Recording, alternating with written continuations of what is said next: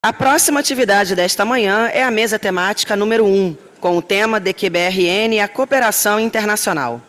No primeiro bloco, teremos as apresentações do Dr. Sérgio Antônio Frazão de Araújo, do Ministério da Ciência, Tecnologia e Inovação, e da Major Joyce Sobreiro Francisco Dias de Almeida, do Instituto de Defesa Química, Biológica, Radiológica e Nuclear, seguidas de um intervalo de 20 minutos. Após o intervalo, a mesa temática terá sequência com a palestra a ser proferida pelo professor Luiz Manuel Braz Bernardino, da Universidade Autônoma de Lisboa. Será moderado pela professora Mariana Montes Carpes, da Escola de Comando e Estado-Maior do Exército. Convido os palestrantes e a moderadora a ocuparem seus lugares no tablado. Professora Mariana, a palavra está com a senhora para a condução da mesa temática. Bom dia a todos e todas que estão aqui presentes no auditório e estão também conosco online. Eu agradeço, como já foi feito antes, não só a ECM, no nome do General Sassoni, mas também a cada uma das instituições que aceitaram os nossos convites, abriram espaço nas suas agendas para estarem aqui, especialmente aos nossos colegas do Estado-Maior do Exército e do Comando de Operações Terrestres que criaram, parte desse evento conosco. E destaco também a importância da FAPERJ, da Fundação de Amparo à Pesquisa do Estado do Rio de Janeiro, que financiou parte desse evento por meio de um edital público de amparo a eventos científicos. Então, dito isso, e sem mais delongas, eu passo a palavra, Dr. Sérgio Frazão. Muito obrigada, a palavra está com o senhor. Bom dia a todos. Como já foi dito, eu me chamo Sérgio Frazão, eu sou coordenador geral de bens sensíveis do Ministério da Ciência, Tecnologia e Inovação, e hoje nós vamos falar sobre controle de bens sensíveis, área química, biológica, nuclear e os vetores capazes de carregar essas armas de destruição em massa e como se tem feito cooperação internacional nesse âmbito. Aqui nós vamos ter definições básicas para que vocês se ambientem no tema, compromissos internacionais brasileiros, Sistema Nacional de Controle, as duas comissões interministeriais CIBS e CIAD-CEPAC, a CGBS, que é o órgão operacional, a cooperação regional e internacional e algumas conclusões. O que são bens sensíveis? São materiais, equipamentos e suas tecnologias passíveis de utilização em programas de desenvolvimento e fabricação ou fabricação de armas de destruição em massa e dos vetores capazes de carregar essas armas. Então, aqui a gente pode ver bens da área biológica, da área química, um esquema de um míssil completo e materiais da área nuclear. O que são armas de destruição em massa? São dispositivos capazes de promover danos intencionais de grande escala, a exemplo de áreas nucleares, químicas, biológicas ou toxínicas. Uma coisa que é importante, que está bem vigente hoje, é o financiamento de proliferação. E nós estamos trabalhando em conjunto com órgãos e instituições que trabalham com fluxo financeiro, tanto nacionais quanto internacionais, para impedir esse fluxo. Então, o que é financiamento de proliferação de armas de destruição em massa? Esse financiamento consiste na destinação de recursos, direto ou indiretamente, por qualquer meio ou intuito de prestar apoio financeiro, fornecer ou reunir fundos com a intenção de serem utilizados para a proliferação de armas de destruição em massa. Esse segundo parágrafo, ele é da política específica de prevenção ao combate à lavagem de dinheiro e ao financiamento de proliferação do Banco Central do Brasil. Aqui são as convenções e regimes de controle de bens sensíveis dos quais o Brasil é parte. Então, aqui nós temos a Convenção sobre a Proibição de Armas Biológicas, que nós assinamos em 72 e ratificamos em 93. Esse é o mais antigo instrumento internacional para o banimento completo de uma categoria de armas. No entanto, ele foi o que menos se desenvolveu. Ele não criou um organismo de implementação e verificação, não tem lista de controle, não tem protocolo. Diferente da Convenção sobre a Proibição de Armas Químicas, que foi assinada em 93 e ratificada em 96, que é um instrumento modelar. Ele criou um organismo de implementação e verificação, que é a Organização para a Proibição de Armas Químicas, e esse organismo, devido ao conjunto da obra, desde que foi criado em 97, ele recebeu o Prêmio Nobel da Paz em 2013. Então, é hoje considerado um instrumento modelar na área de desarmamento e não proliferação. E depois nós temos esses dois de cima, eles são instrumentos formais depositados na ONU e legalmente vinculantes. Os dois de baixo, aqui, ó, o regime de controle e tecnologia de míssil, nos quais a gente foi admitido, o qual a gente foi admitido em 95, e o grupo de supridores nucleares, é um grupo informal de países que reuniu com o objetivo de impedir a proliferação, tanto dos mísseis quanto dos bens nucleares para a construção de armas nucleares, mas ele não é legalmente vinculante, mas tem um peso político internacional muito grande. Então, todos os países membros precisam cumprir os seus acordos que foram feitos e o seu compromisso com esses regimes. A outra coisa é a Resolução 1540 do Conselho de Segurança das Nações Unidas, que foi publicada em 2004. Esse, no nosso entendimento, é um instrumento internacional de desarmamento e não proliferação mais amplo e mais abrangente, porque ele é mandatório, pois 193 países membros da Organização das Nações Unidas. E, por último, as resoluções das Nações Unidas, que proíbe transferências de bens sensíveis para Irã, Iraque, Coreia do Norte, Síria e Sudão. Uma coisa que é importante que se fale, que o Brasil ele só implementa as sanções da ONU. Ele não implementa a sanção nem multilateral de alguns países, nem individuais, como os Estados Unidos têm sanção contra Irã, Iraque, não sei o quê. Nós não implementamos nenhuma dessas. Nós só implementamos as sanções que são oriundas das Nações Unidas. Bom, vamos falar do nosso Sistema Nacional de Controle. Ele foi estabelecido pela Lei 9.112 de 95, e o Ministério da Ciência e Tecnologia é o órgão coordenador da Comissão Interministerial de Controle de Exportação de Bens Sensíveis, e, nesse contexto, é a Autoridade Nacional Brasileira junto à Convenção para a Proibição de Armas Químicas e ponto focal junto à Convenção para a Proibição de Armas Biológicas, o Grupo de Supridores Nucleares e o MTCR. E a Coordenação Geral de Bens Sensíveis é a Secretaria Executiva dessa comissão. Bom, a Comissão Interministerial de Controle de Exportação de Bens Sensíveis é o órgão no Brasil que estabelece as diretrizes para as políticas de controle de exportações. E o MCTI, ele trabalha em conjunto com o Ministério de Relações Exteriores, outros ministérios, órgãos e agências e instituições de interesse no tema. Enquanto nós fazemos toda a parte técnica, o MRE, ele faz toda a parte de política internacional. Então, nesse âmbito de desarmamento e não proliferação, nós temos que trabalhar em conjunto. Bom, aqui é a estrutura da Autoridade Nacional Brasileira, a Comissão Interministerial de Controle de Exportação de Bens Sensíveis. Ela é constituída pelo Ministério da Ciência e Tecnologia, pelo Ministério da Justiça e Segurança Pública, que é representado pela Polícia Federal, o Ministério da Defesa, que é representado pelo DEC-TI, Departamento de Ciência, Tecnologia e Inovação, o Ministério da Fazenda, que é representado pela COANA, que é a aduana brasileira, o Ministério do Desenvolvimento, Indústria e Comércio, é representado pela área de comércio exterior, e o Ministério das Relações Exteriores, que é representado pela divisão de de Desarmamento e Tecnologias Sensíveis, que é vinculado ao Departamento de Defesa do MRE. Vamos lá.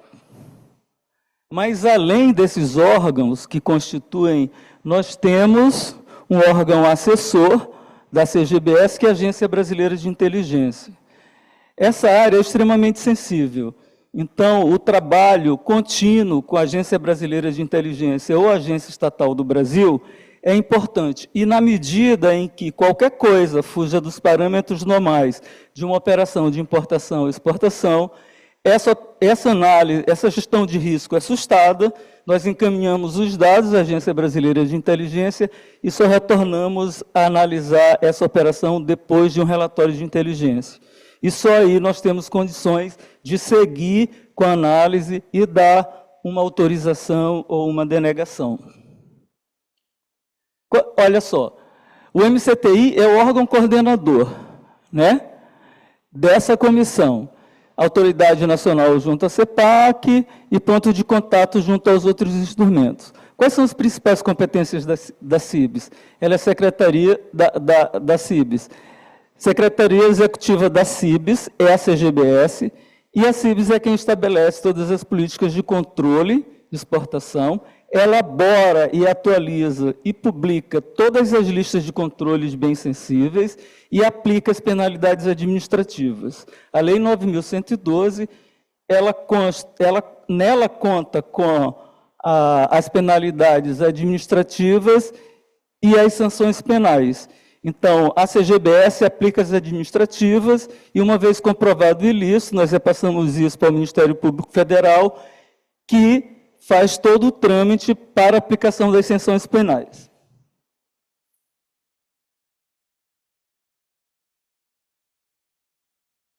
Está indo. Não vai. Ah, agora foi. Então, aqui nós temos a legislação. É a Lei 9.112, que regulamenta as exportações e cria a Comissão Interministerial, o Decreto 2.214, que constitui e define todas as competências dessa comissão, e a Resolução CIBS número 26, de 2020, que aprova o regimento interno da comissão, quais são os procedimentos, como ela funciona, quais são as competências dela. No entanto, só para contextualizar, vocês estão vendo que é a número 26, mas, na verdade, ela era o número 1, porque esse foi o primeiro trabalho da comissão. Número 1 de 2003, eu acho.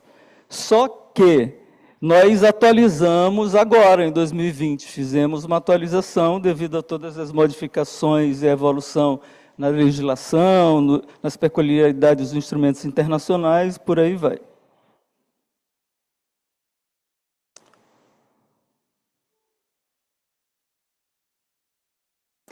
Bom, nós temos, isso é uma coisa importante, nós temos duas resoluções. Vocês sabem que nós fazemos o controle pelo Sistema Integrado de Comércio Exterior. E o Sistema Integrado de Comércio Exterior foi modernizado. Primeiro o módulo exportação e agora o módulo importação. E daí nós tivemos que criar duas resoluções.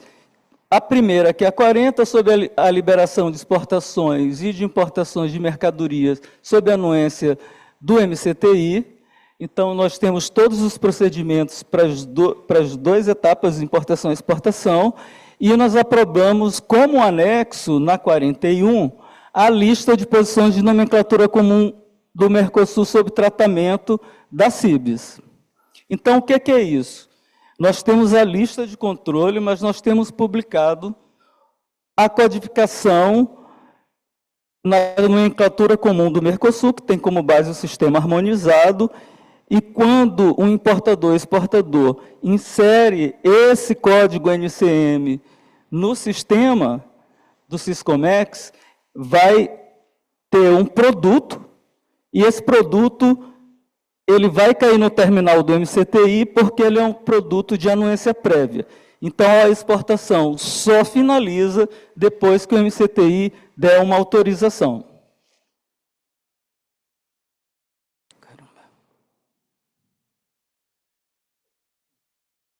Eu vou mudar de mão. Ok. Mas eu falei que nós temos duas comissões. Nós temos a CIBS, mas nós temos uma comissão, que é a Comissão Interministerial para a Aplicação dos Dispositivos da Convenção. Ela tem a mesma constituição da outra, mas ela foi criada na medida em que o texto da Convenção diz que tem que ter uma autoridade nacional que se reporte diretamente à Convenção. E aí, da mesma forma, nós temos como órgão assessor a Agência Brasileira de Inteligência. Essa é uma comissão específica para a aplicação dos dispositivos da Convenção sobre a Proibição de Armas Químicas. E aqui a mesma coisa. O MCTI preside essa comissão, que é a autoridade nacional junto ao PAC. As principais competências dela é a Secretaria Executiva da CIAD-CEPAC, convoca e organiza as reuniões da CIAD-CEPAC, participa das conferências dos Estados-partes, reuniões de autoridades nacionais, sejam regionais ou internacionais, e outros eventos da Convenção. E implementa em nível nacional todos esses dispositivos que nós precisamos cumprir. Bom, aqui é uma legislação específica, nós temos a mesma coisa, o decreto que aprova a Convenção. Nós temos dois decretos, um decreto legislativo, que internalizou todo o texto da Convenção, e um decreto presidencial que ratificou a coisa. Depois nós temos um decreto que institui e constitui e define as competências da Convenção, que é o 2074 de 93.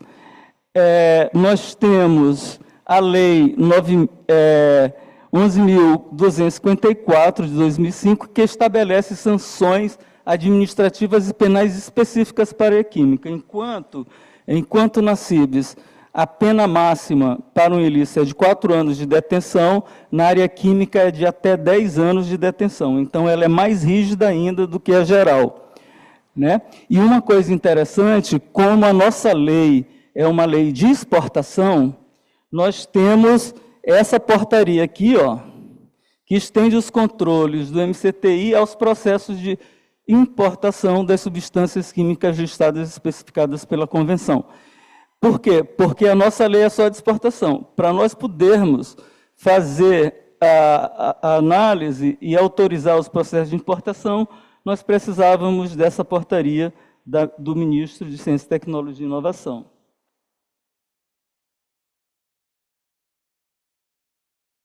Então, agora nós que já falamos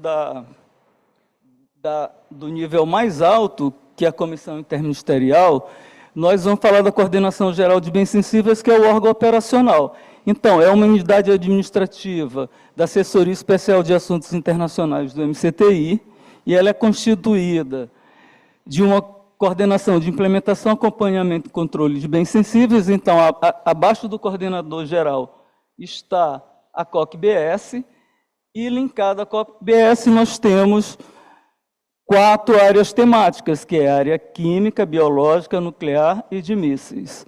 Cada área dessa toca um instrumento internacional. A área química, a Convenção sobre a Proibição de Armas Químicas; a biológica, a Convenção sobre a Proibição de Armas Biológicas; a nuclear, o NSG; e a de mísseis, o MTCR. Bom, aqui o organograma, só para vocês terem uma ideia. A ministra é a coordenadora, isso aqui está errado. A assessoria especial vem abaixo dela, a coordenação geral de bens sensíveis vem abaixo, e a coordenação de implementação e controle, e depois as 4 áreas temáticas.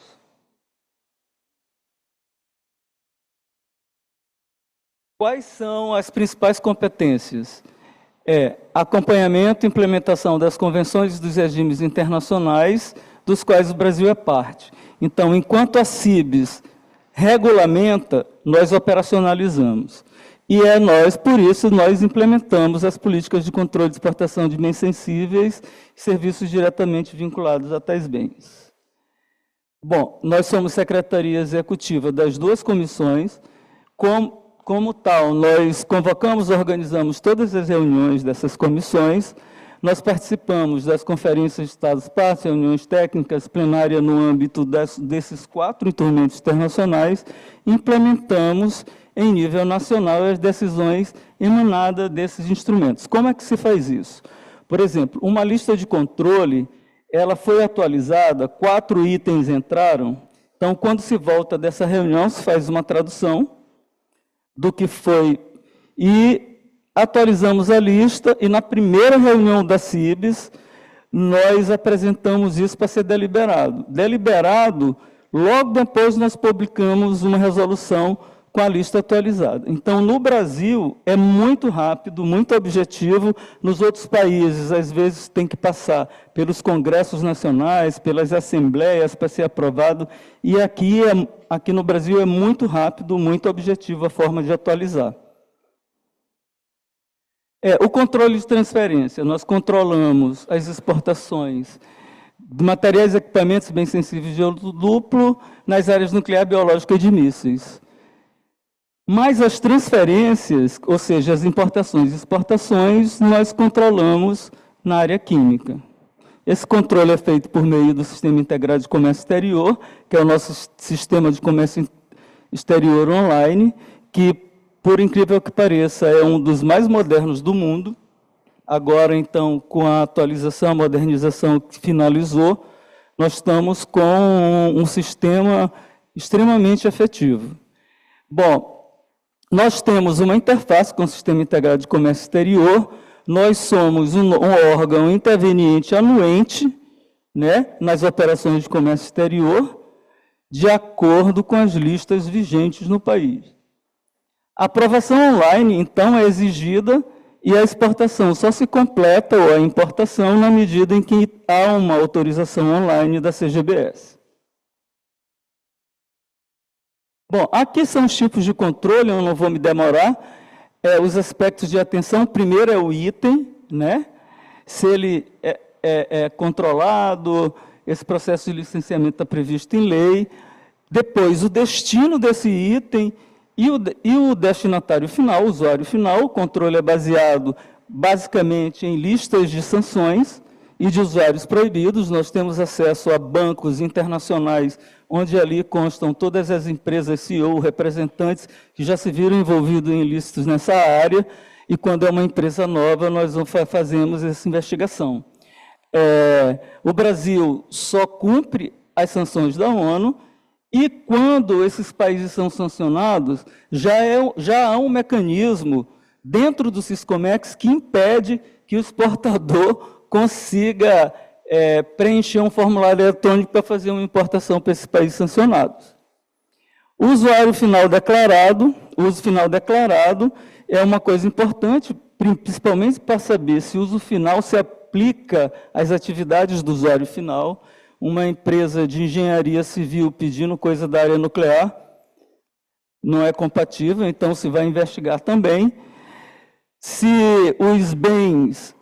os itens não são enquadrados na lista de controle, desde 95 nós já podemos usar a cláusula catch-all. Alguém sabe o que é cláusula catch-all? A cláusula catch-all é uma cláusula que nos permite denegar um item que não consta na lista de controle. Ou seja, se eu receber uma informação de inteligência ou inferir que aquele item, apesar de não estar na lista de controle, vai ser utilizado por desenvolvimento ou fabricação de arma, eu posso denegar. O que acontece muito facilmente? Por exemplo, aqui tem gente da área missilística, né? Então, vocês sabem que o envelope motor do míssil é feito de uma liga de aço. Mas existem ligas de alumínio altamente resistentes à tração e à corrosão, que podem também ser usados. Eles não são a melhor coisa, mas é o que a gente chama de second best. Não é para aquilo, mas eu posso usar para aquilo. É o melhor foguete? É o melhor míssil? Não. Mas ele vai lá e, às vezes, atinge o alvo que ele quer. Então, para evitar esse tipo de coisa, nós usamos a cláusula catch-all. Aqui é o esquema de tudo. Aqui você vê o exportador, ele entra em contrato com o MRE, faz uma negociação preliminar, depois da solicitação, o MRE ele faz uma avaliação de política internacional brasileira e depois ele recebe tudo isso aqui, ó, uma declaração com uso pacífico, garantia, dependendo da sensibilidade do item, se é governamental ou se é da empresa, e no caso da área nuclear, somente instalações salvaguardadas pela Agência Internacional de Energia Atômica, isso autorizamos urânio enriquecido até 20%. Tá? E aí ela monta um processo documental e encaminha para a gente. E aí nós podemos tanto consultar, não é obrigatório, sobre a conveniência daquela exportação, ou, se não tivermos como decidir isso, se tiver acenos políticos muito fortes ou uma sensibilidade muito grande, nós podemos levar até a presidência da República para que o presidente decida. Isso nunca foi usado, esse mecanismo, mas nós temos essa possibilidade. Depois daqui, se nós analisarmos tudo, essa análise de risco, o equipamento é apropriado do final, o usuário final é conhecido, se o país de destino ele é um país comprometido ou se ele é um país de preocupação. E uma coisa importante hoje é o fluxo financeiro dessa transferência. Uma coisa que é importante falar é que os proliferantes eles não agem como contrabandistas, ele não tenta passar nada por uma fronteira ou qualquer coisa assim. O que eles fazem? Eles estudam as fragilidades dos sistemas de controle e eles tentam fazer uma operação ilícita como se fosse lícita.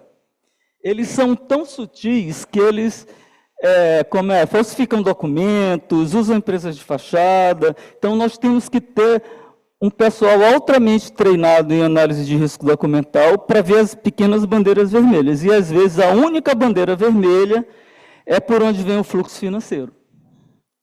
Vem de um paraíso fiscal, vem de um sistema financeiro que não é confiável e assim por diante. Então, a partir daí, depois dessa análise aqui, nós informamos o exportador que ele pode inserir o NCM, fazer a LPCO no Siscomex, e daí para frente já não é mais conosco, daí para frente já é a aduana, que pode fazer, de acordo com o sistema, com a gestão de risco eletrônica, pode parar aquela mercadoria e fazer uma inspeção física, porque teve alguma bandeira vermelha no sistema de gestão de risco deles.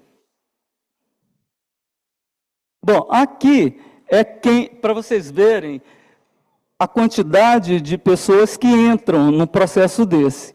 O MDIC, o exportador pede autorização, o MDIC gerencia o Siscomex, o Ministério da Fazenda ele implementa os controles aduaneiros nos portos, aeroportos, ponto alfandegado de fronteira, o MRE avalia as transferências à luz da política internacional brasileira, o MD avalia as questões estratégicas de segurança e defesa. O MCTI avalia essas transferências de acordo com as peculiaridades dos instrumentos internacionais que nós acompanhamos, e o Ministério da Justiça, por meio da Polícia Federal, ela investiga, quando há fortes indícios de ilícito, implementa os controles dos portos, aeroportos e portos alfandegados de fronteira, em conjunto com a aduana, ou sozinho em pontos de fronteira em que a aduana não atua. Bom, qual é o objetivo? Salvaguardar os interesses estratégicos dos países, respaldar as políticas de segurança interna e externa e refletir ou cumprir todos os compromissos internacionais do Estado brasileiro na área de desarmamento e não proliferação. Bom, aqui, o controle de transferências, você precisa ter uma legislação com penalidades, porque senão as pessoas não cumprem. Muitas vezes por não conhecer a legislação e a regulamentação, ou por tentar burlar isso, né? Nós precisamos ter um sistema de licenciamento. O Brasil tem um sistema de licenciamento hoje considerado internacionalmente robusto, e tendo o Brasil como país responsável no controle de bens sensíveis, e nós somos líder regional nessa área. Nós precisamos de cooperação internacional, tanto na área de inteligência quanto na área de controle de fronteiras.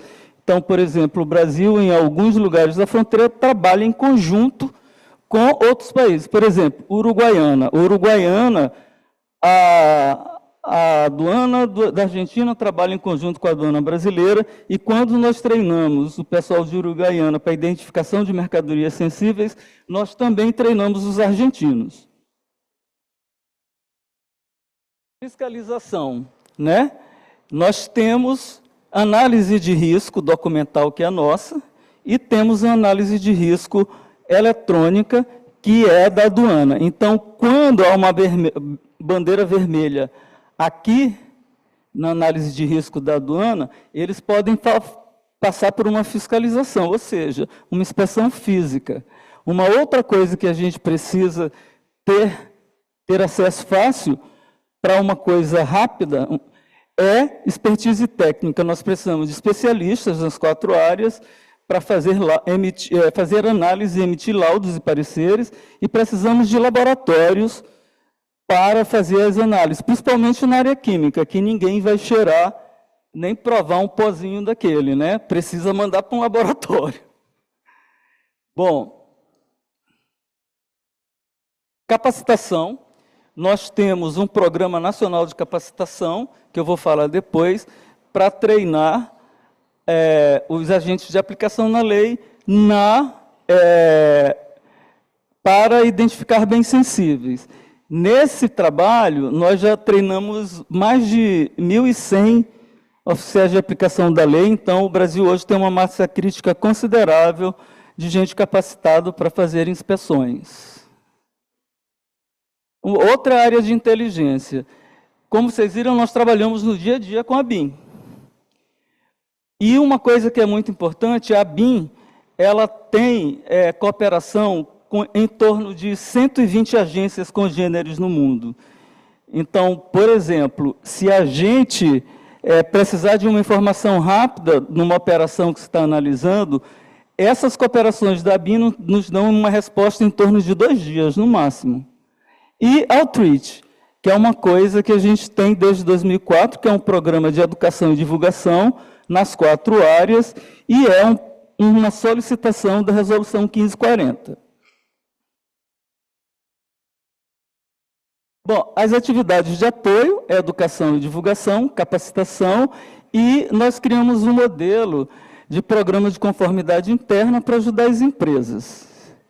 Eu vou passar rápido aqui. As atividades do Pronabem, elas são desde 2004, hoje nós fazemos mais por videoconferência do que por outra coisa. Capacitação, nós já treinamos mais de 1.167 oficiais para fazer inspeções físicas, identificar mercadorias sensíveis. Aqui é um curso que nós fizemos dentro de uma universidade, né? Aqui, esse PCI, né, ele pode ser adaptado às grandes, pequenas e médias empresas. O nosso foco são as empresas nacionais que não têm histórico de criar seus PCIs. E um dos pré-requisitos para grandes concorrências internacionais é que a empresa tenha um PCI. E se nós queremos que as empresas brasileiras se sedimentem no mercado internacional, elas precisam tê-las. Então, nós podemos até disponibilizar um modelo para que elas o façam. E isso se fala sempre nos workshops do Pronabens, que é o Programa de Educação e Difusão. Bom, agora vamos falar aqui de cooperação regional internacional. O foco principal aqui é o artigo 10 da Convenção, que é sobre assistência e proteção contra as armas químicas. Então, o que é que fala lá? Cada Estado-parte compromete-se a facilitar e terá direito de participar do intercâmbio mais amplo possível de formação, equipamentos, materiais, informações científicas e tecnológicas, relativas aos meios de proteção contra as armas químicas. E o Brasil está cooperando com a OPAC desde 2009, nesse sistema. Então, o que a gente quer? É uma coordenação e ação conjunta de maneira a propiciar aos Estados-partes, em particular da América Latina e do Caribe e da comunidade de língua portuguesa, a capacitação para respostas a emergências químicas ou uso de armas químicas. Então, como isso é feito? Nós temos esses cursos de treinamentos, que podem ser exercícios ou cursos simples, que são realizados conjuntamente. Por quem? Pelo Secretariado Técnico da OPAC, por meio do Assistance and Protection Branch, o governo do Brasil, que tem as ações coordenadas pelo MCTI, operacionadas pelo MRE, e o MRE nos ajuda na coordenação mais política interna lá dentro da própria OPAC, na negociação desses cursos. Então, quem que nós treinamos aqui? Países da América Latina e do Caribe e os programas da comunidade de língua portuguesa. Qual é o objetivo de treinar os países da comunidade de língua, os países de língua portuguesa? É porque na organização, eles são na sua maioria africanos, e na organização, o programa que detém mais recurso financeiro por causa de países doadores é o da África. No entanto, todas as iniciativas de capacitação, elas são feitas em inglês ou francês.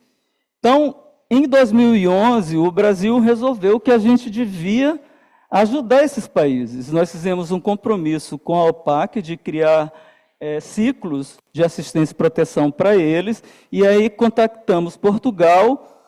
Portugal aderiu com a gente nesse negócio. A primeira reunião que foi feita sobre isso foi em 2011, no Forte de Copacabana, aqui, no evento da OPAC, com o Gennady, que era um russo, que era diretor da área de assistência e proteção, e já não está mais lá na organização. Então, desde essa época, nós começamos, nós, Portugal, e a organização, a fazer esses ciclos específicos para países de língua portuguesa. Bom, aqui está o que a gente já fez. O que é Progrula, que está em azul, é Grupo de Países da América Latina e do Caribe. Então, nós começamos em 2009.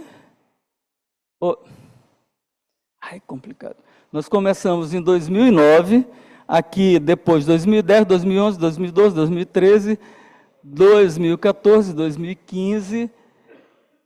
2015 nós tivemos 2 eventos, tá? Um exercício e um curso. Depois, 2017, 2018, 2019, 2020, 2022... E aqui tem uma coisa que é muito importante, que é o SEBRA-MED. O SEBRA-MED é um treinamento em aspectos médicos em resposta a emergências químicas. Só 3 países no mundo oferecem esse curso: o Irã, a China e o Brasil. O nosso curso, pela avaliação da organização, é o melhor que tem. Por quê? Por causa do equilíbrio entre a parte teórica e a parte prática. Ele é realizado no Hospital de Força Aérea do Galeão, e nós já tivemos 2. Nós já tivemos aqui, um SEBRA-MED aqui, que foi um regional. Nós tivemos no ano passado um internacional, e agora em setembro nós vamos ter outro internacional também. Então, nós provavelmente vamos receber gente do mundo inteiro para fazer esse curso aqui no Brasil. Nós temos a previsão para o ano que vem de se fazer. Portugal faz o curso básico e nós fazemos o curso avançado e o exercício aqui no Brasil para países de língua portuguesa e um outro SEBRA-MED. Não está aqui porque nós temos que negociar o que vai acontecer no ano seguinte, já tem uma conversa prévia desde o ano passado, mas nós precisamos fechar isso agora em novembro, dezembro, no âmbito das reuniões de autoridades nacionais e a Conferência dos Estados-Partes. Bom, quais são os resultados que nós esperamos?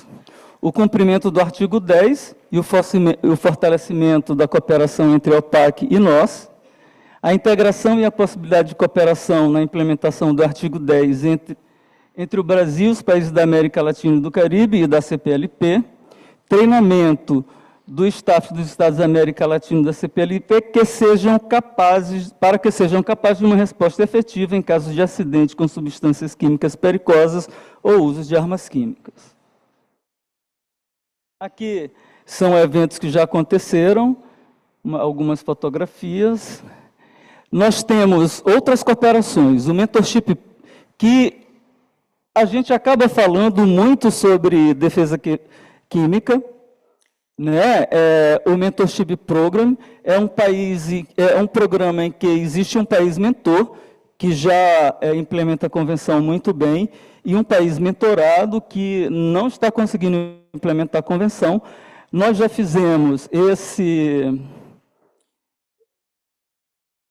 programa, eu acho que o Brasil foi o país que mais fez. Nós já fizemos com São Tomé e Príncipe, em 2015, que é um país africano de língua portuguesa. Nós já fizemos com Angola, em 2016, com o Panamá, em 2018, com Moçambique, recentemente, em 2023, e nós temos 2 programados. Um com Guiné-Bissau, que provavelmente vai ser até o final do ano, e um com a Colômbia no ano que vem. Então, o Brasil é um país muito demandado pelos outros Estados-partes para ajudá-los na implementação da convenção, e aí a gente acaba falando de tudo, inclusive de defesa QBRN. Nós temos um outro programa, que é um programa associado, que está no nível mais alto. Ele é focado em químicos e engenheiros químicos. Esse programa ele quer dar habilidade e experiência necessária para que esses profissionais operem no contexto da indústria. O Brasil participa desse programa de 3 semanas. Nós recebemos 2 ou 3 participantes de várias partes do mundo. E o que é importante é que essas pessoas elas vão trabalhar ou na organização ou em áreas muito específicas dos seus países. E esse conhecimento de QBRN pode levar a eles buscarem cooperação com o Brasil também. Está terminando. Aqui, ó, todos os que já aconteceram. Um grande parceiro nosso é a Ambipar. Está vendo? A Ambipar, desde quando ela era só trans, em 2015.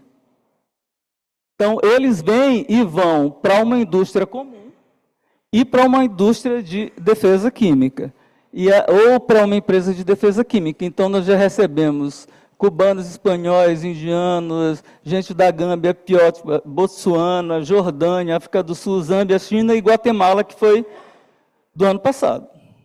E por que eu falo disso? Porque cada vez que acontece um programa desse, antes deles irem embora, a autoridade nacional vai até eles e faz uma grande palestra sobre como a autoridade brasileira trabalha, particularmente falando de QBRN também.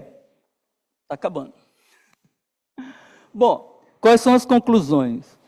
Nós temos um sistema de controle de transferência bem eficiente, procedimentos de licenciamento simplificado, a execução dos controles das 4 áreas no único órgão, porque nos outros países cada órgão toca um instrumento desse. Conosco é mais fácil de trabalhar porque existe uma interface, né?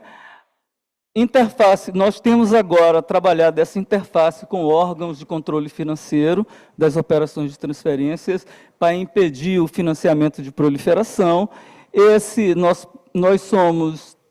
Nosso sistema é continuamente reforçado com atividades de educação e divulgação, revisão e modernização da legislação e capacitação. Nós temos também um aparato legal institucional muito sólido, nós temos uma legislação que abrange todos os nossos compromissos internacionais, e hoje eu posso dizer realmente que é uma coisa extremamente complicada. Nós temos uma coordenação contínua e uma interface muito boa com todos os órgãos do sistema de controle.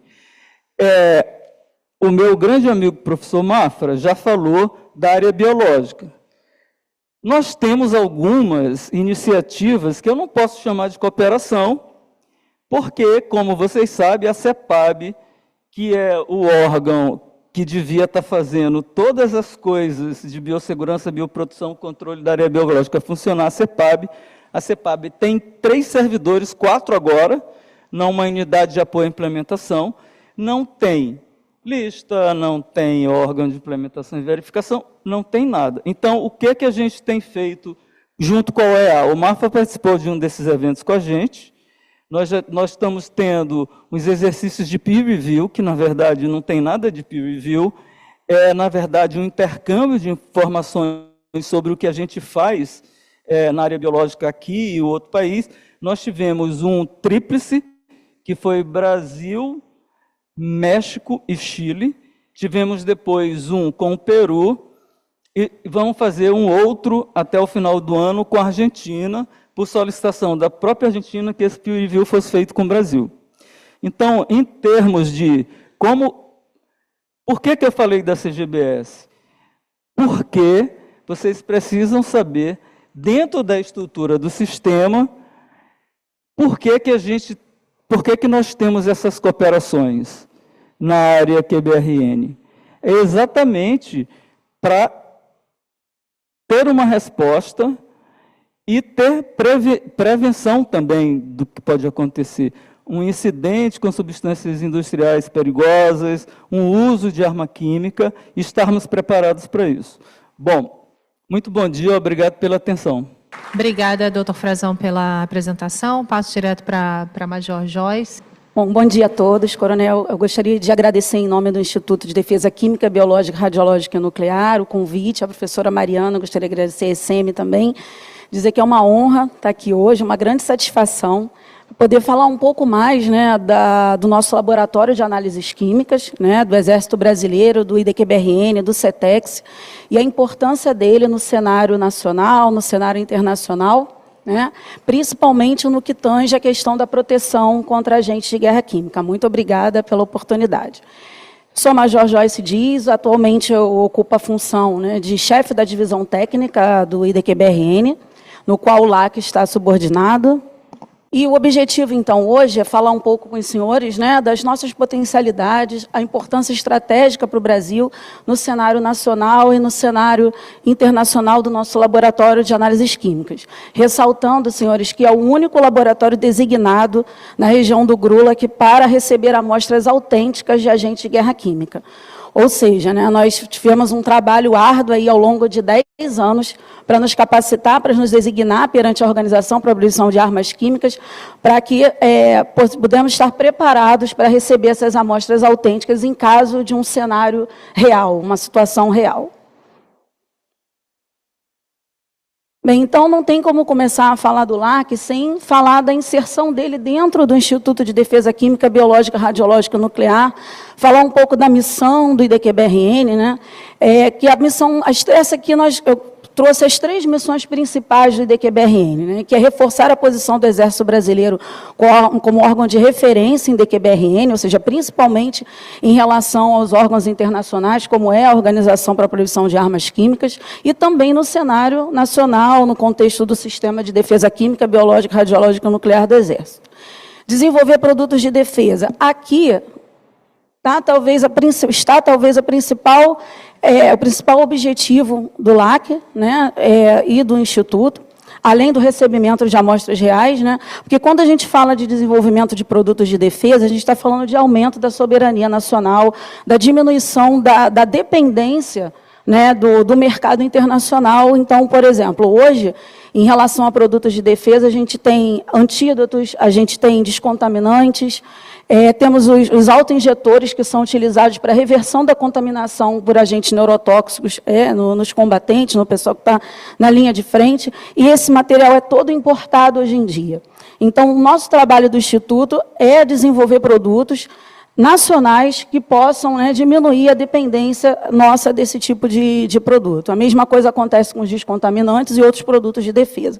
E prestar também serviços tecnológicos. Nós fazemos análises também, não só para o Exército, se for necessário para a sociedade, e também atendemos às demandas da OPAC. Bom, então, trazendo só aqui uma linha do tempo para contextualizar quando que começou todo o nossa saga em relação à obtenção da designação. Como eu falei, foi um trabalho de 10 anos, um trabalho muito árduo, né? Nós recebemos uma amostra da OPAC, né? A gente tem que fazer um teste de proficiência para conseguir a designação. Então, nós recebemos uma amostra da OPAC, que nós não temos noção do que tem. Então, nós temos que fazer todo um trabalho de abertura daquela amostra, de tratamento daquela amostra, e, no final, temos que emitir um relatório perfeito, ou seja, com todos os compostos perfeitamente identificados para a gente conseguir ter a nota máxima no teste. E para conseguir a designação, nós temos que ter uma sequência de 2 A's, né, que é a nota máxima, e um B. Então, demoramos 10 anos para conseguir ter essa expertise.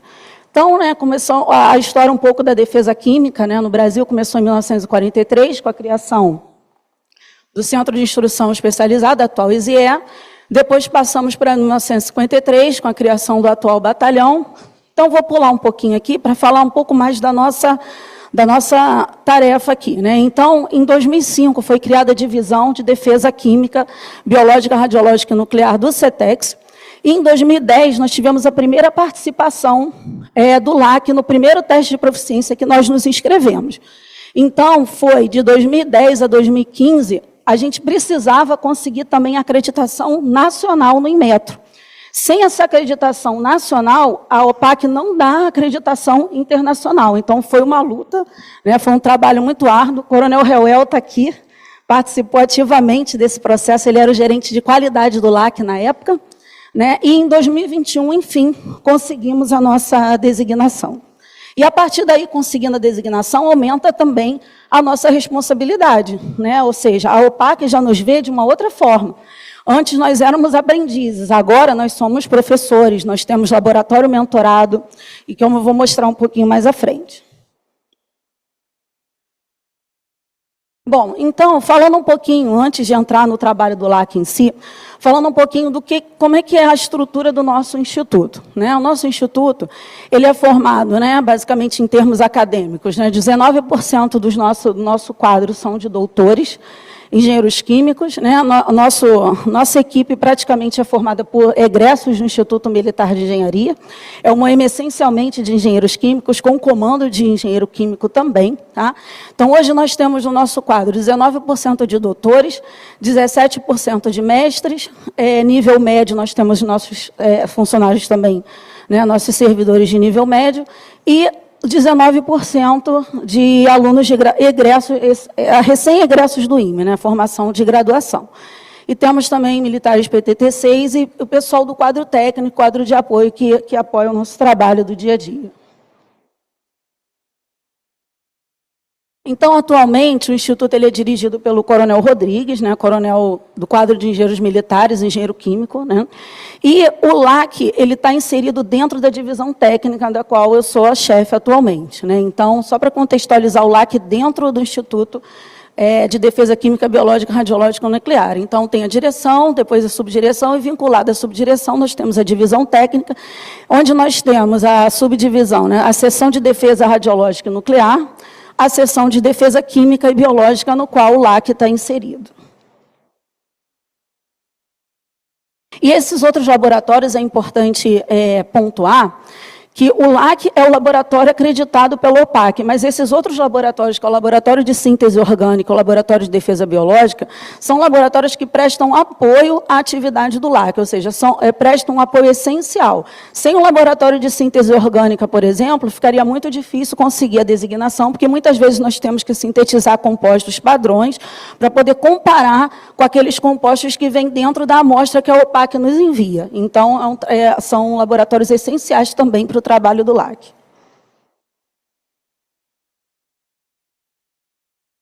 O LAC, o Instituto, ele é um dos braços, né, um dos componentes da assessoria científica do Sistema de Defesa Química, Biológica, Radiológica e Nuclear do Exército, né? Então, junto com o IBEX e com o IME, nós compomos a assessoria científica do sistema. Então, tem as OMs também operacionais, como batalhão, a companhia, e a nossa função dentro do sistema é prestar assessoria científica. Né? Então, quais são normalmente as requisições que o sistema, né, as demandas que o sistema nos pede? Para a gente definir protocolos, né, de recebimento de amostras, aquisição de equipamentos, essa é uma tarefa muito importante. Né? Nós damos suporte ao sistema com pareceres técnicos indicando quais seriam os melhores equipamentos, quais seriam as características que um detector, por exemplo, tem que ter. Então, assim, nós fazemos todo esse trabalho de assessoria científica para aquisição de detectores e outros equipamentos QBRN. Pesquisa e desenvolvimento, ou seja, como eu mencionei, né, nós temos que desenvolver produtos de defesa. Dentro desses produtos de defesa, por exemplo, a gente tem que desenvolver antídotos contra contaminações, contra agentes de guerra química. Então, nós temos todo um trabalho também de linha de pesquisa para desenvolvimento desses antídotos, né, e outros produtos também. E capacitação e treinamento, né? Agora, como eu comentei, nós agora somos um laboratório designado. Então, a OPAC e o sistema espera algo além de nós. Então, nós também trabalhamos na capacitação de outros laboratórios, capacitação da tropa, capacitação do pessoal interno e externo. Então, normalmente, como é que funciona o trabalho do IDQBRN e do LAC especificamente? Né? Então, existiu ali um objeto suspeito. Esse objeto ele vai ser identificado pela tropa, que é o pessoal que está ali na linha de frente, vai usar os detectores ali de primeira resposta, e depois essa amostra ela vai ser coletada pelo pessoal operacional e vai ser levado para, provavelmente, um laboratório móvel, que nós temos também como capacidade operacional, onde a gente vai fazer a primeira abertura dessa amostra, vai diminuir um pouco a toxicidade, vai preparar essa amostra para chegar até o laboratório de referência, que somos nós. Então, nós somos lá a ponta da linha, onde nós vamos fazer a identificação inequívoca desse material. E dentro disso, a gente tem a nossa responsabilidade muito grande, porque o nosso laudo, se for, por exemplo, uma amostra que a OPAC nos mandou, ou algo nesse sentido, o nosso laudo ele vai servir de base para um país ou não receber uma sanção, por exemplo, ou receber. Então, aí está a nossa expertise, a nossa responsabilidade.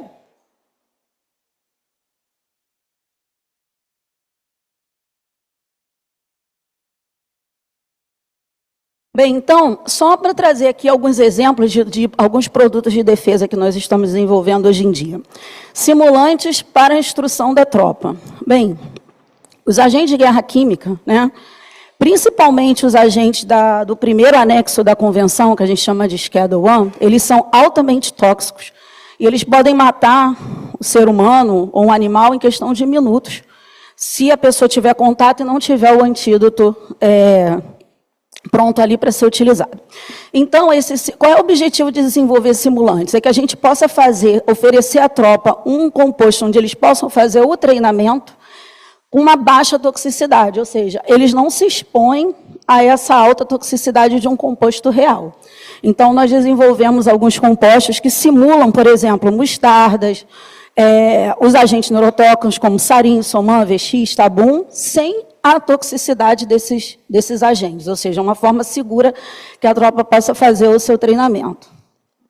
E aqui, aquele ele já está bem estabelecido, nós já entregamos aquele produto para a tropa, esse aqui ainda está em desenvolvimento. Nós estamos tentando desenvolver, né, fazendo, né, as pesquisas para desenvolver esse descontaminante nacional para agentes químicos, biológicos, radiológicos e nucleares, Porque hoje em dia nossos descontaminantes são importados, né? Então são caros e a gente tem condição de desenvolver um descontaminante nacional também. E vai ser em breve, né, entregue para a tropa também. E aqui, alguns eventos que nós participamos bem recentemente, né? Como eu falei, nós somos a assessoria, dos braços da assessoria científica do sistema. Então, nós estivemos presentes lá na Operação Taquari 2, em Canoas, né, no Rio Grande do Sul, naquelas enchentes do Rio Grande do Sul. Fomos chamados, né, fomos demandados pelo sistema para analisar se naquelas bombonas ali provenientes das empresas, né, que acabaram sendo levadas pela água, se tinha algum resquício de agente de guerra química. Então, fomos lá, fizemos as análises, fizemos o laudo, não tinha, né, mas emitimos e entregamos esse parecer, esse relatório técnico para o sistema. Então, foram mais de 4.000 bombonas, né, ali com os resquícios dos produtos, e as amostras líquidas, né, foram coletadas ali e analisadas pela nossa equipe técnica, o relatório emitido. Essa é bem recente, né, teve a Operação Catrimani, e nós fomos participar do exercício de evacuação aeromédica. Nós fomos requisitados pelo sistema para montar um kit rápido de identificação de cianeto em garimpo. Então, nossa equipe técnica também estava lá, nossa assessoria científica viajou junto com o batalhão e prestou esse apoio, ensinando. Nós fizemos o kit, desenvolvemos o kit rápido para identificação e levamos o kit, e o nosso especialista treinou o pessoal lá, mostrou como é que se usava e entregou o kit pronto para o pessoal utilizar se fosse necessário. E eu não coloquei aqui, mas nós também recentemente participamos do evento do BRICS, né? O sistema solicitou que nós estivéssemos presentes também como assessores científicos junto com o batalhão QBRN lá na área do MAN. Então o batalhão levou o lab móvel e nós ficamos ali à disposição para caso se tivesse algum incidente, coletar a amostra e levar para o laboratório de análises químicas para identificar o que pudesse ser. Participamos também dos grandes eventos, né? Então, estivemos ali na Jornada Mundial da Juventude, eu estava presente lá, na Olimpíada, na Copa das Confederações, na Rio+20, Jogos Mundiais Militares e na Copa do Mundo também. Então, nós fomos com os nossos equipamentos. Aqui algumas fotos da época, né? Ali na esquerda é a praia de Copacabana na Jornada Mundial da Juventude. Então, o batalhão estava com os detectores e nós estávamos dentro do lab móvel aguardando, se fosse necessário, né, receber alguma amostra e analisar lá. Dentro do lab móvel, fazer uma primeira análise e depois levar para o laboratório fixo. Então, nossa equipe ali no canto esquerdo, né, inferior, aguardando ali as instruções, né, se fosse necessário ser acionado. E ali em cima, na área mesmo do Maracanã, né, porque nós levamos o nosso detector de infravermelho, que ele tem um alcance maior. Esse equipamento, hoje em dia, ele nem é mais usado, ele foi substituído já por outro. Esse é o CIGES, hoje em dia se usa o Falcon. Mas o princípio é utilizar infravermelho para detecção a longo alcance de agentes de guerra química. Então, se o equipamento acusasse alguma coisa, ia apitar e nós iríamos lá e coletávamos o objeto ou a amostra suspeita. O Coronel Reuel aqui também na foto, né? Bem, então, agora, né, já contextualizei o LAC dentro do Instituto, como ele está inserido, quais são as nossas principais missões. Então, agora eu vou falar um pouquinho mais especificamente do laboratório em si e as atividades que o laboratório tem exercido junto com a OPAC, né? Então, como eu falei, né, o LAC ele tem essas 4, eu destaquei aqui, trouxe essas 4 itens de importância, né? Porque a importância do LAC não é só internacional, né? O LAC também atende ao sistema, ao Exército Brasileiro e à sociedade brasileira. Tá? Então, garantir, né, a proteção, né, contra ataques de agentes de guerra química, garantindo, né, proporcionando uma segurança para a população de que aquele composto vai ser identificado e vai ser prestado a melhor assessoria científica aos decisores. Né? Desenvolvimento científico e tecnológico, né? Nós somos um centro de pesquisa, como eu falei, né? Nossa atividade também é acadêmica, né? Então, não só assessoria científica, mas temos toda uma linha de pesquisa, temos muitos artigos publicados na área, nós orientamos trabalhos de mestrado, doutorado, projetos de fim de curso, então nós temos também esse viés, né? De ser também um centro de pesquisa. Formação de profissionais qualificados, né, nós contribuímos, né, assessoramos o Instituto Militar de Engenharia na formação, né, dos engenheiros químicos, que vão ser os futuros profissionais que vão compor os nossos laboratórios. Né. E ali em cima, né, a questão do trabalho junto ao OPAC mesmo. Né? O LAC ele tem o compromisso, como laboratório designado, de trabalhar para o cumprimento da convenção. Né? E está disponível também quando a OPAC solicita a nossa assistência. Como eu falei antes também, né, a acreditação nacional ela é requisito obrigatório para a acreditação internacional. Então, antes de sermos acreditados pelo OPAC, nós tivemos que ser acreditados pelo Inmetro. Também foi um trabalho de muitos anos, né, para ajustar a questão do sistema da qualidade, até que estivéssemos prontos para receber a inspeção do Inmetro, que seria o primeiro passo para a tão sonhada designação pela OPAC. Né? Então, os nossos laboratórios ele é acreditado pela ISO 17025, que fala sobre ensaios laboratoriais, e nós temos equipamentos de ponta dentro do laboratório para justamente servir a essas análises. Né? Então, temos cromatógrafos líquidos, gasosos e equipamentos de ressonância magnética nuclear. E vamos adquirindo outros à medida que a necessidade vai sendo apontada. Né? Então, aqui, essa foto aqui da direita foi agora a nossa revalidação da acreditação no Inmetro, que tem que ser feita de 2 em 2 anos. Então, além de nós termos a preocupação de manter a nossa designação junto à OPAC, nós temos que ter a preocupação de manter a nossa acreditação junto ao órgão nacional também. Senão, a outra não pode prosseguir. Bem, então, por que então, onde é que está concentrada realmente a importância, né, do LAC? Né? Nós sabemos que assim, o Brasil ele é um grande produtor de compostos químicos. Né? Então, assim, dos compostos industriais, não só os compostos que estão capitulados na convenção. Então, a chance, por exemplo, de um composto desse, que é utilizado numa rota de síntese de algum agente de guerra química ser desviado, é grande. Né? Então, esse é um cuidado que a gente tem sempre que ter, e por isso, né, que a gente acaba ficando muito exposto à situação ao risco de terrorismo, ou seja, de você ter um composto desse desviado, ser utilizado por um fim não pacífico. Né? E tomando também, por exemplo, os casos recentes, né, de 2013 para cá, nós tivemos realmente o uso de agentes de guerra química na Síria, em outras localidades também, o uso também como envenenamento, enfim, suspeita de envenenamento, né? Então, um pouco mais à frente, né, 2020 até 2021, né? Então, incidentes pontuais. E em 2019, né, com esses incidentes que aconteceram, né, com alguns, com espião russo, com um casal na Inglaterra também, verificou-se que o composto que foi utilizado não eram os compostos que já estavam capitulados na convenção. Então, houve a necessidade de se fazer uma revisão da convenção e incluir os que a gente chama de agentes Novichok, ou os agentes da série A.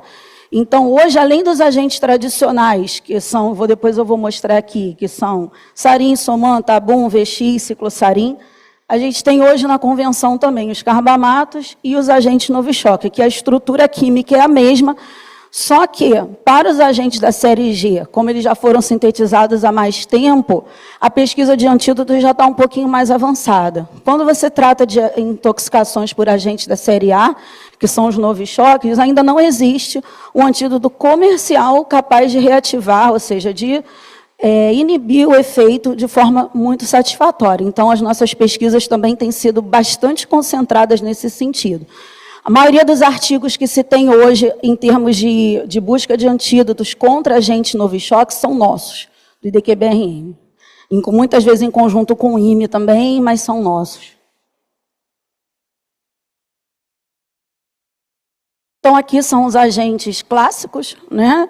Que não são só esses os agentes de guerra química, nós temos as mostardas, nós temos também o agente de outras classes, né? Mas esses aqui são os de maior preocupação, que são os agentes neurotóxicos, pela rapidez com que ele pode levar o indivíduo à morte se não tiver o antídoto adequado a tempo, né? Ou o autoinjetor, ou o próprio composto ali do indivíduo ser socorrido por um hospital que tenha esses insumos para esse tipo de tratamento. Então, ali são os tradicionais, que já estavam capitulados na convenção antes, né, que é o sarin, que normalmente é o mais utilizado nesses ataques ao longo da história. São todos compostos, né, organofosforados, isso tem um motivo, né, porque aquele grupo fósforo ligado ao oxigênio é o que faz a inibição da enzima dentro do organismo, e essa inibição da enzima acetilcolesterase é que leva o indivíduo à morte. Então, vocês podem reparar que todos eles têm essa estrutura, porque eles têm que ter essa característica para conseguir inibir a enzima. Então, ali são os compostos da série G. Aí, um pouco depois, né, os compostos da série G eles foram sintetizados na época da Segunda Guerra Mundial, e um pouco depois, né, na década de 50, vieram os agentes da série V. Né, os agentes da série G foram sintetizados pelos alemães e os da série V pelos ingleses. Então, em resposta, né, à síntese dos da série G. Então, houve uma evolução entre os da série G e os da série V. Os da série V são muito mais tóxicos e muito mais persistentes, ou seja, muito mais difícil você descontaminar. Exige um nível de proteção, né, cutâneo, embora os da série G também, mas os da série V foram os responsáveis por se aumentar o nível de proteção cutânea dentro da roupa de proteção, porque eles são muito persistentes. E aqui estão, né, por último, os agentes da série A, que foram incluídos devido aos atentados, né, que ocorreram aí na década de 2020, né, 2020 em diante. Então, são para esses aqui que a gente ainda não tem antídoto comercial que reative de forma adequada. Então, nós estamos na pesquisa, aí, em busca disso. Bem, então, né, a importância geopolítica do LAC é por justamente ele ser o único laboratório designado no GRULAC, né, na região da América Latina e do Caribe. Isso é um motivo de muito orgulho para nós, né, e também, como falei, de muita responsabilidade. Né? Qualquer incidente, provavelmente, que ocorra nessa região, nós é que seremos chamados para socorrer, para atender, para prestar assessoria científica. Né? É algo que dá muito orgulho, mas também, né, aumenta a nossa responsabilidade. Então, a questão dele ser o único país designado na região da América Latina e do Caribe, isso dá um alcance geopolítico para o laboratório, né? Aumenta, né, a capacidade dissuasória contra o uso de armas químicas, e o descumprimento, né, da convenção, ou seja, o LAC tem que trabalhar para o cumprimento da convenção. Né? E o descumprimento da convenção, como o doutor Frazão já falou aqui, né, resulta em sanções internacionais. Então, o nosso parecer, muitas vezes, em relação a uma amostra que é encontrada, pode ser o decisivo entre o país ser sancionado ou não. E o fato de termos também um laboratório designado demonstra o compromisso do Brasil, né, com a segurança nacional e internacional e a proibição de armas químicas. Aqui é o mapa da acreditação, né? Então, ali estão pontuados todos os laboratórios do mundo que têm essa designação pela OPAC. Então, os senhores podem ver ali que na região da América Latina só temos nós, no Hemisfério Sul é o nosso laboratório e um laboratório na Austrália. Então, até no Hemisfério Sul nós também somos, de certa forma, exclusivos. Né? Então, aí tem 3 tipos de teste de proficiência. Nós hoje somos acreditados para receber amostras ambientais, mas tem o biomédico, né, que são amostras com matrizes fisiológicas, que nós ainda não somos acreditados, mas em breve, quem sabe, seremos. Né? É algo que nós temos condição de fazer, mas aí depende realmente de desenvolver metodologia, enfim, é uma meta para o futuro sermos também acreditados nos ensaios biomédicos. E também, em verde estão os laboratórios que são nos 2. Né?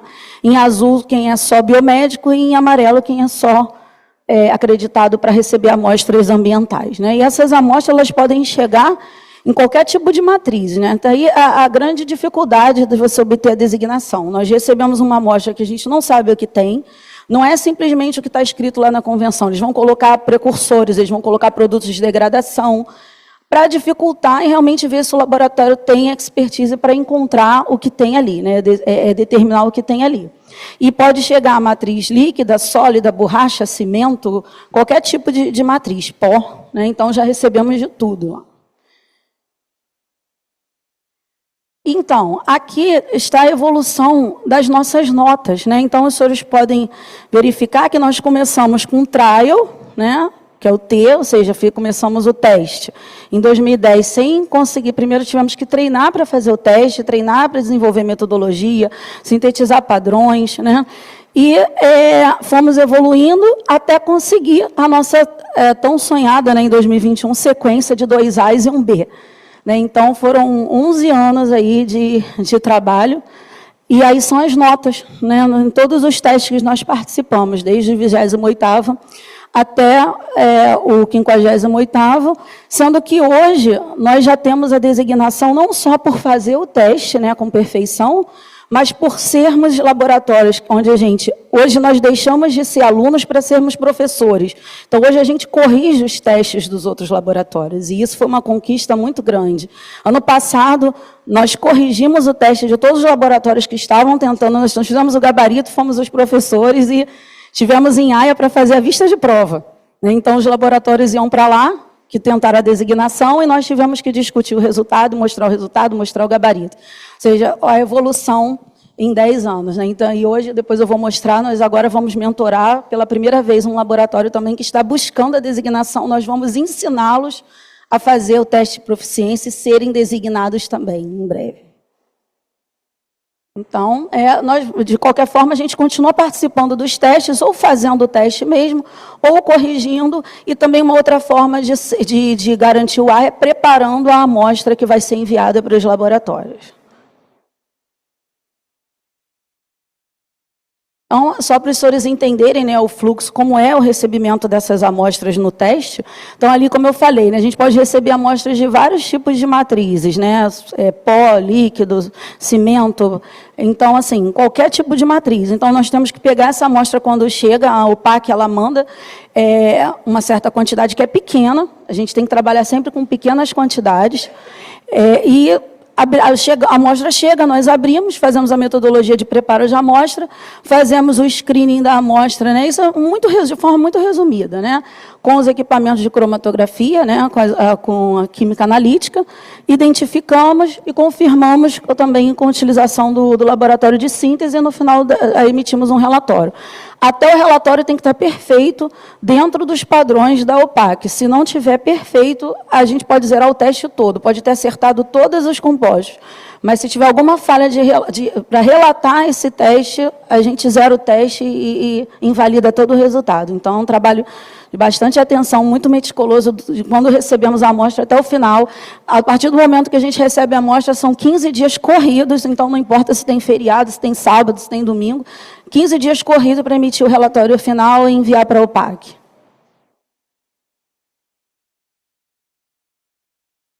Bom, então, recebemos a designação, né, desse ano, então mais um ano garantindo aí. Tem 3 minutinhos só aí?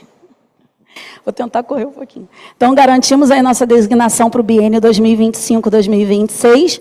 O nosso diretor foi lá em Haia receber das mãos das autoridades da OPAC o certificado de designação.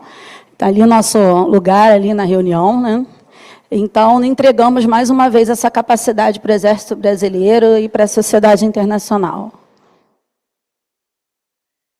Então, como eu falei, né, nós vamos mentorar pela primeira vez, né, um laboratório que está buscando a designação. Então, estamos contribuindo também para o desenvolvimento de países africanos, né, um laboratório do Marrocos. Né, então, em breve, né, com a nossa mentoria, eles também vão conseguir a designação deles, que é muito importante também para o continente. Né. Então, nós fomos lá na OPAC, né, eu, o diretor e mais o Major Vores, né, para tratar dos últimos ajustes desse acordo de cooperação para mentorar o Marrocos.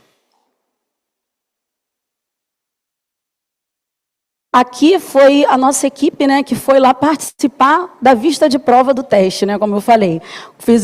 Nós corrigimos o teste que os outros laboratórios fizeram. Isso foi em fevereiro desse ano. Então, estávamos lá, né, como laboratório corretor. Né? Então, tem o laboratório que prepara, tem os laboratórios que executam e o laboratório que corrige. Então, nossa equipe lá na OPAC. Nós temos alguns acordos bilaterais também, que são importantes serem mencionados. Né? Pela primeira vez, uma equipe foi até o DEVCON, né, o laboratório americano, para assistir a correção que eles fizeram também do teste. Né? Então, é um acordo de cooperação que a gente tem com eles também. Então, eles receberam os nossos profissionais e os nossos profissionais puderam acompanhar a correção do teste lá no laboratório americano do DEVCON. E eles ficaram tão satisfeitos com o nosso trabalho que lá na reunião de AIA eles agradeceram pessoalmente ao nosso diretor pela excelência do trabalho da nossa equipe. Então, nós também apoiamos a Embaixada Brasileira em AIA, né, nos colocando à disposição do embaixador, porque ele é o nosso representante na Conferência dos Estados-Partes, ele tem poder de voto, enfim. Então, muitas vezes, ele conta com a assessoria científica para auxiliá-lo na tomada das decisões. Então, nessa oportunidade que tivemos em Haia, fomos lá visitar, né, a Sua Excelência Fernando Simas, e ele nos recebeu muito bem, e nós nos colocamos à disposição da Embaixada Brasileira no que fosse necessário. E aqui uma foto da Convenção dos Estados-Partes, onde muitas vezes a convenção, decisões importantes são tomadas, a convenção é revista de 5 em 5 anos. Aqui algumas capacitações que nós temos em andamento, né, junto à OPAC, nossa relação com eles realmente é muito próxima. Então, nós temos um oficial fazendo o Associate Program, são 3 meses visitando empresas, né, ao redor do mundo que têm trabalhos relacionados à convenção. Então, o oficial fica dedicado 3 meses a isso, quando volta, aplica os conhecimentos no Instituto. Eu participei de um simpósio que a OPAC fez só para mulheres, né, para a importância da mulher no uso pacífico da química. Eu fui lá representar o Instituto. Nós temos um oficial designado para o Verifin, na Finlândia, né, um laboratório de referência, 6 meses estudando síntese orgânica, que é muito importante para as atividades do nosso Instituto, e para o teste de proficiência também. Né? E o Laboratório Twinning Initiative é a iniciativa que nós vamos fazer com Marrocos, que é a de mentoria. Além disso, nós já começamos a participar, vamos participar agora, a gente está buscando aumentar ainda mais o escopo da nossa acreditação e vamos começar a fazer o teste, né? Já fizemos ano passado, vamos fazer agora pela 2ª vez o teste de proficiência em biotoxinas. Então, além de compostos, né, agentes de guerra química, nós estamos começando a buscar também a designação para identificação de biotoxinas capituladas na Convenção, a saxitoxina, a ricina e outras. Além disso, nós auxiliamos a OPAC como instrutores também, então, no curso de aspectos médicos de assistência e proteção, enviamos 2 instrutores, um palestrante no side event também da Convenção dos Estados-Partes, sobre o ciclo de treinamento, assistência e proteção, e 2 instrutores no curso que a OPAC fez aqui no Rio de Janeiro, com a juventude, sobre usos pacíficos da química. Então, nós também colaboramos com atividades de instrução. E essas atividades todas foram, só desse ano, né, desses 6 meses, nós tivemos aí 6 NEs publicados com as nossas atividades, ou seja, o Exército endossando a importância da nossa atividade. Foi uma da Catrimani, como eu mostrei aqui, aquela reunião do teste, a correção do teste, o simpósio que eu participei, o intercâmbio no DEVCON, e agora a nossa reunião em Haia, lá para acertar o acordo com Marrocos. Além disso, né, nós temos, já finalizando, já a contribuição para a sociedade acadêmica. Né? Nós também participamos da formação de profissionais, e, como eu falei, a maioria dos artigos publicados na área de Novichok são nossos. Isso é só um exemplo, tem muito mais ainda. É que eu não tinha como trazer todos. Mas os senhores podem verificar, nós temos estudos in silico, in vitro, envolvendo pesquisa de antídotos contra agentes Novichok, publicado em revistas internacionais com fator de impacto. Então, são revistas relevantes, né, que endossam a importância do nosso trabalho também. Bom, com perspectivas futuras é continuar, né, expandindo o escopo, continuar fortalecendo a defesa nacional, com a cooperação internacional também aprofundada, né, atender sempre ao sistema e também às expectativas da OPAC. Pronto. Muito obrigada pela atenção. Coronel, com o senhor. Coronel. Ora, então, muito bom dia a todos. Queria desde já agradecer o convite à ECM, é um prazer estar nesta casa, uma casa de referência. Obviamente agradecer à professora Mariana também o simpático convite para estar aqui neste simpósio, saudar os meus colegas de painel e saudar a audiência, aqueles que estão cá, aqueles que estão online, e dizer-vos que eu venho, de certa forma, nos próximos 30 minutos, mostrar-vos um bocadinho o que é que se faz em Portugal.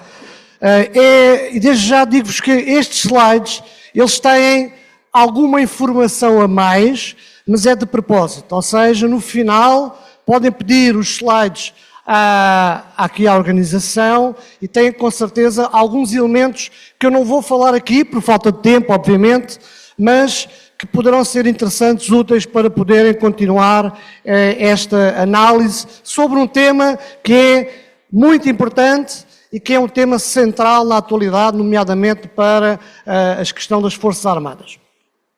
E aquilo que eu vou falar aqui é a ameaça NBQ e a cooperação internacional, o caso de Portugal. E, portanto, vou-vos tentar mostrar como é que em Portugal estão organizadas as infraestruturas, como é que as Forças Armadas trabalham, em que sistema, e um bocadinho de alguma parte também conceptual para podermos, nesta casa de referência, ficarmos aqui com algum conhecimento para o futuro. Eu vou dividir a minha apresentação em 4 partes. Uma primeira parte, um conceito geral de operações, em que eu vou aqui tentar, convosco também, partilhar aqui alguma noção de como é que se age para reagir, para fazer a ameaça e para combater esta ameaça nuclear, biológica ou química. Depois, passarei então a falar sobre a legislação nacional, como é que está articulada em Portugal esta dinâmica da proteção contra as ameaças NBQ. Irei falar um bocadinho sobre a doutrina nacional, a relação também com a NATO. Acho que é importante perceber um bocadinho como é que Portugal está integrado nesta... Porque é que a NATO é importante para Portugal e também qual é a relação que nós temos. E vou deixar o 4º ponto, que são aquilo que eu acharia os temas de debate, não é? Para um debate que pudesse haver ou, eventualmente, para questões que queiram colocar no futuro sobre a questão da relação, da cooperação internacional, que é, ao fim e ao cabo, o tema de hoje. Esta é uma frase introdutória que já ouvimos aqui hoje durante a manhã. Portanto, a ameaça nuclear, biológica ou química é uma ameaça real. É uma ameaça que está permanente, que é presente. Nós nunca sabemos quando é que ela vai acontecer, não sabemos aonde, não sabemos em que condições, mas sabemos que é uma ameaça. E a este tipo de ameaças nós, militares, chamamos ameaças híbridas. São aquelas ameaças que nós não conhecemos, efetivamente, a razão, não conhecemos, efetivamente, quem são os atores, ou podemos não conhecer, mas somos confrontados, muitas vezes, com situações reais que colocam, muitas vezes, também em causa a soberania dos próprios Estados. E, portanto, este é, de facto, uma noção que nós também temos que ter, que é, não há, neste momento, nenhum país no mundo que consiga garantir a segurança plena das suas infraestruturas, das suas pessoas, da população, do próprio Estado. E, portanto, isto é uma evidência, e é uma evidência que nos traz para o tema deste debate, que é a necessidade, cada vez mais, de cooperarmos e de termos uma parceria institucional com outras Forças Armadas, com outros países, com outras organizações. Aliás, vimos hoje já aqui 2 exemplos muito concretos desta versão. Portanto, o termo da ameaça híbrida é um termo presente. É um termo atual, é um tema que ultrapassa as fronteiras e que nos obriga a olhar para a questão da cooperação institucional como fator de resposta a esta ameaça. E, portanto, eu só vos dou aqui 2 exemplos, aliás, já falámos mais, mas são exemplos reais que aconteceram, que causaram, obviamente, alguma perplexão e que são aprendizagens para nós.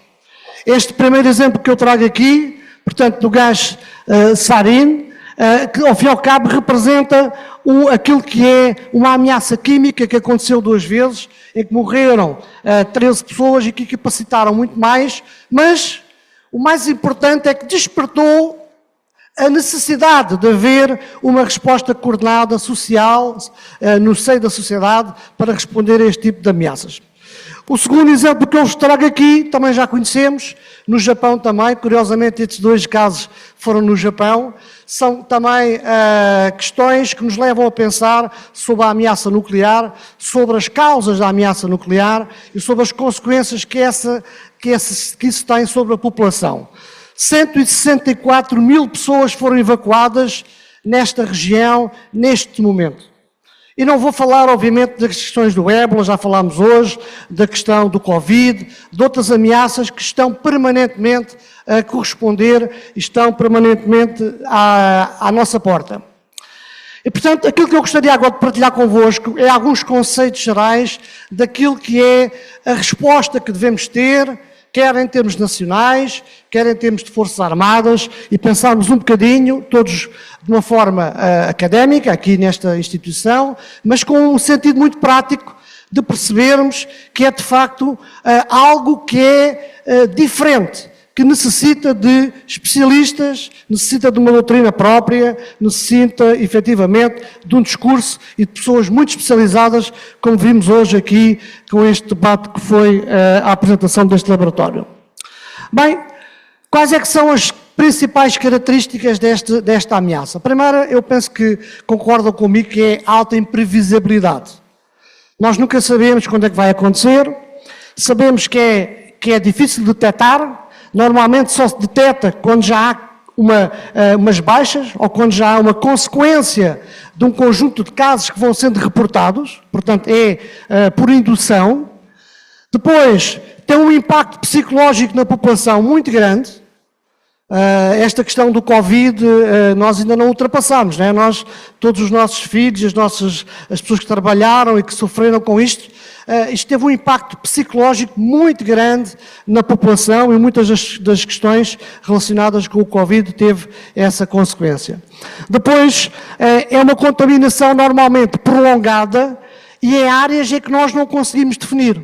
E pode ultrapassar as fronteiras. E é isso que acontece principalmente no centro da Europa, onde as fronteiras são muito juntas. E, por exemplo, quando nós temos uma nuvem química que se desloca a uma velocidade de 30, 40, 50 km por hora, rapidamente um fenómeno que acontece em Chernobyl chega à França, chega a Portugal, chega à Espanha. E foi isso que aconteceu e foi essa uma das lições que nós tiramos, que é a velocidade de propagação destas ondas, destes fenómenos que nos carecem, efetivamente, de 2 coisas. Primeiro, uma resposta imediata, capacidade de resposta, e depois, talvez o mais importante, é a capacidade de prevenção. E, portanto, a necessidade de uma resposta especializada, porque ao fim e ao cabo esta resposta especializada, esta resposta especializada ela é aquilo que falámos hoje, ou seja, este laboratório que foi aqui apresentado, ele funciona porque tem efetivamente pessoas especializadas. É um combate que exige técnica, tecnologia, desenvolvimento, capacitação, e as pessoas têm que ser preparadas com tempo e têm que ser preparadas para uma causa de servir uma determinada capacidade. Então, quais é que são os principais desafios? Nós já falamos aqui hoje, o primeiro desafio talvez o mais importante, é a coordenação. A coordenação é fundamental na resposta. A coordenação é fundamental na preparação dessa resposta. Isto leva-nos muitas vezes a pensar de que nos nossos países isto é onde começa a falhar, não é? É a coordenação interna, é a coordenação entre as instituições. Muitas vezes é a coordenação dentro das instituições. Isto é algo que nos leva a pensar que temos que ter sempre mecanismos com mais capacidade de coordenação, com mais facilidade de criação de mecanismos de resposta. Depois, a capacitação técnica, já falei, preparar a população. Isto é algo que agora na Europa está a acontecer. Ou seja, nós estamos a falar na Europa cada vez mais de ensinar a população a reagir a determinadas ameaças, fornecendo determinados panfletos, proporcionando programas na televisão para que possa efetivamente alertar as pessoas. Porque isto é também, por um lado, causar uma tranquilidade, porque a pessoa, percebendo o fenómeno, consegue mais facilmente interagir e responder a ele. E a segunda coisa é que isto é um problema que nos afeta a todos. Não é específico da proteção civil, ou dos militares, ou dos especialistas, não. Isto é, todos nós, como se dizia na instrução básica, não é? Todos nós somos agentes da proteção, não é? Somos agentes destes fatores, destas análises. E depois, uma frase que nas relações internacionais é fundamental, que é: ameaças complexas necessitam de soluções integradas. Portanto, não há nenhum Estado com capacidade sozinha de fazer face a uma ameaça deste tipo. E, portanto, temos que criar soluções integradas, temos que agrupar regionalmente, agrupar internacionalmente, aprender uns com os outros e podermos efetivamente melhorar a nossa capacidade de resposta. A cooperação internacional é fundamental, não é? Portanto, a resposta é a cooperação. Estes mecanismos de cooperação cada vez tendencialmente são mais necessários. Portanto, a questão do multilateralismo tem levado a que, efetivamente, a resposta, por exemplo, ao Covid só foi possível porque tivemos cooperação internacional. Não é? Nenhum país conseguiu vencer sozinho o problema do Covid. Portanto, isto é fundamental. Compartilhar inteligência. Já falámos aqui hoje, acho que foi aqui esta primeira intervenção, que o intelligence nesta área é específica.